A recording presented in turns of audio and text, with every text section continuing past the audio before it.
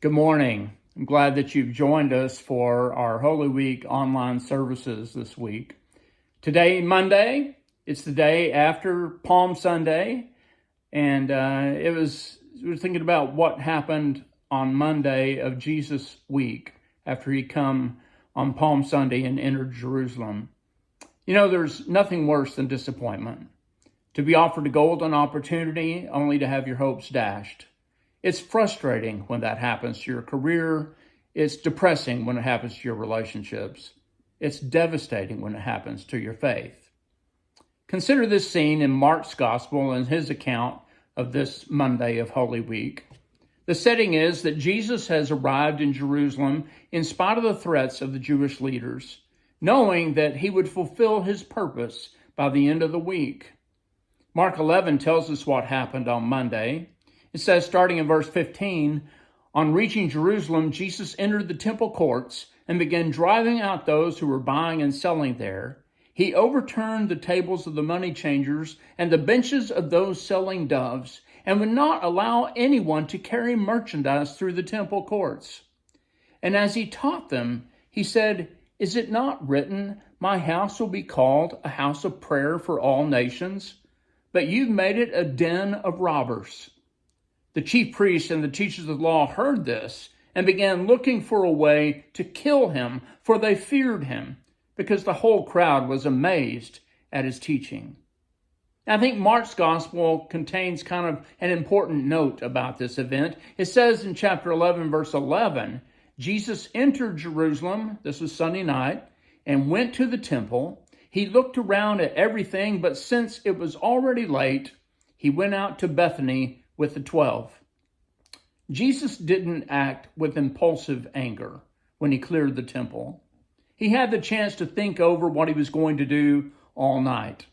It was the week of the Passover there in Jerusalem. The city was brimming with pilgrims. Josephus estimates the crowd at about 1.25 million people in a city whose normal population was only about 40,000.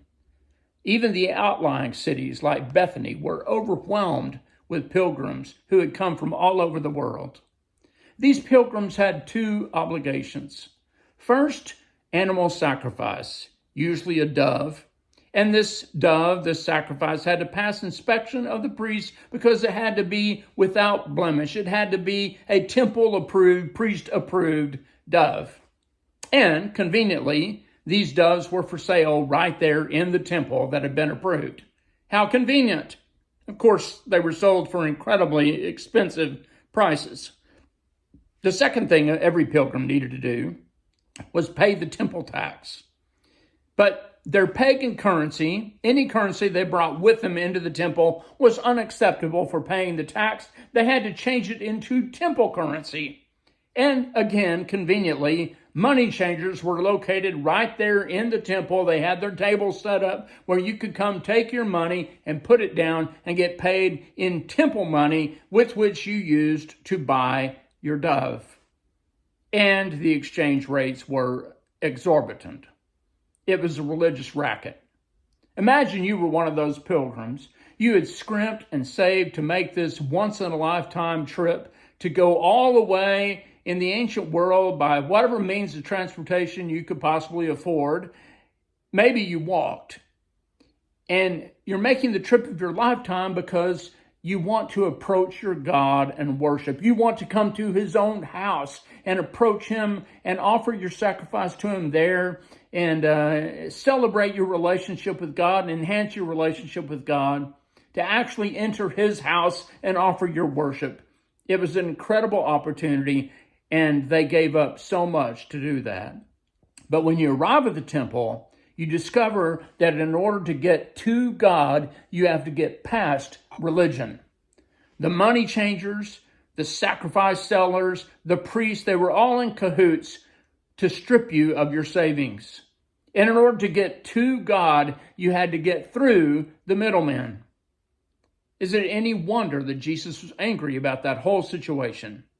Here these sincere seekers were, coming to worship his Father, and the holy men God had designated to assist them in their worship, to help them approach God. The priests, the Levites, had become a barrier to their worship.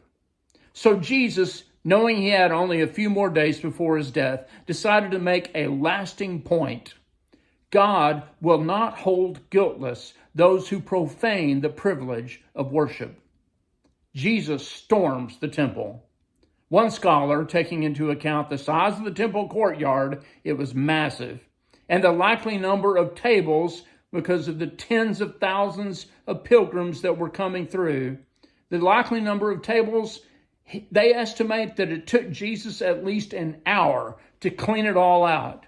And you can picture the scene. Money, tables, doves, everything going everywhere, scattering in all directions. And this must not have been that frail, gaunt Jesus depicted in medieval paintings. This would have been that young, strong carpenter from Nazareth, filled with righteous anger for the honor of his Father's house. And I wonder this morning if you're perhaps one of those frustrated pilgrims. Have you been searching for God, wanting to approach God, only to find that the same people who claim to know the way are actually in the way?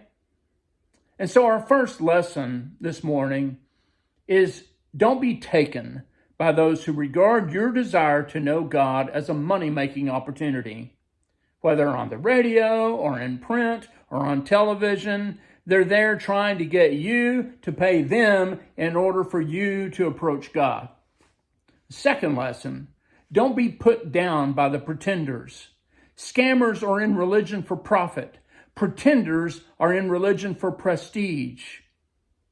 Third and most vital lesson, don't let anybody keep you from Jesus.